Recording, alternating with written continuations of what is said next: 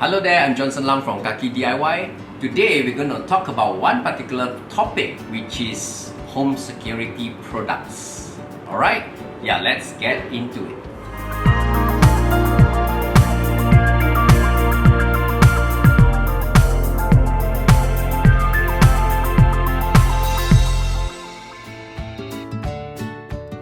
Okay, so for home security products, a lot of people have a lot of questions. Like for example, is it easy to use? How is it easy to install? Do we need people to install for you? Okay, do you need internet connections and things like that? So today we're going to address some of these questions. What are the scenarios that we need products like this? Okay, usually it's for home security.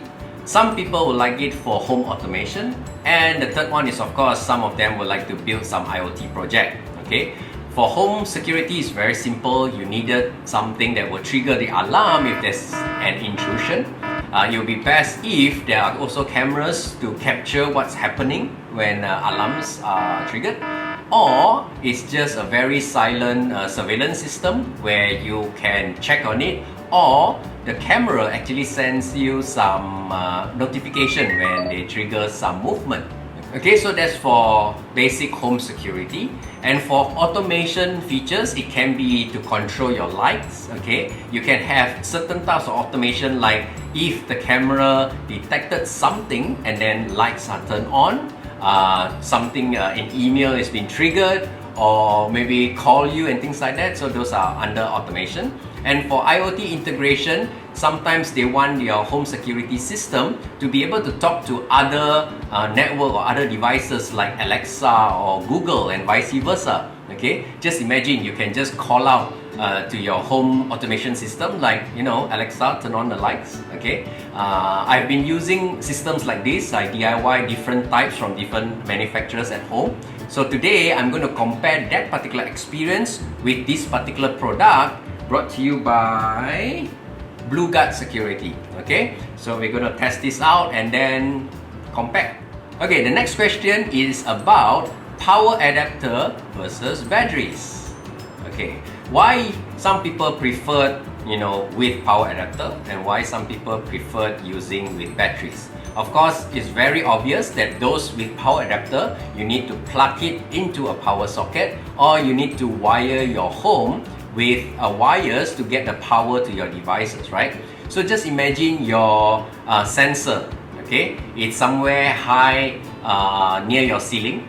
Maybe you install this sensor on a little small window, and to pull wire to provide power all the way there, you will be quite ugly, or you have to hack along the walls to get it there, right? So by doing so, okay, it's going to be costly. Okay, it might look ugly and things like that. So for sensors like this, people would like to have battery powered ones. Okay, second is of course about mobility. So sometimes you want to move the sensors around, or even the siren around. Okay, let's say you're staying in a house where there's second floor and third floor. Maybe you wanted the alarm to be in third floor today, and tomorrow you are staying in the second floor. You want to bring the alarm with you. So those with wirings, it's going to be static. You can't bring it around. So those that are battery powered, then you can bring it with you, right? The next topic is about app control, cloud or server based. Okay, these days, okay, a lot of them are already cloud based using app.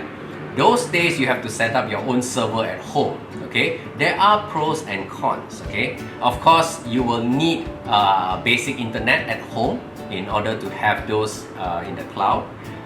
Previously, people set up their own server at home, then everything is recorded into the server. Those are good for places without internet connections. But the problem is, let's say there's an intrusion and then the thief take away your server, you lose all the data, right? Then second part is, of course, you must have maintenance. You must have your electricity and also maintaining the server in order to get it in a good condition and healthy running condition at home. Versus if you're running it on the cloud, then everything is just online. Okay, so there's no server or any maintenance to be done, but of course you must have a stable internet connection. Okay, last but not least, people would talk about ease of usage.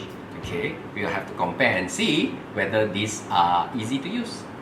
Okay, there's a few questions that usually people will have. okay, in regards to the products. So number one is of course the famous what's in the box. Okay, let's check it out. Continue watching part 2 for unboxing videos or click here for other BluGuard videos.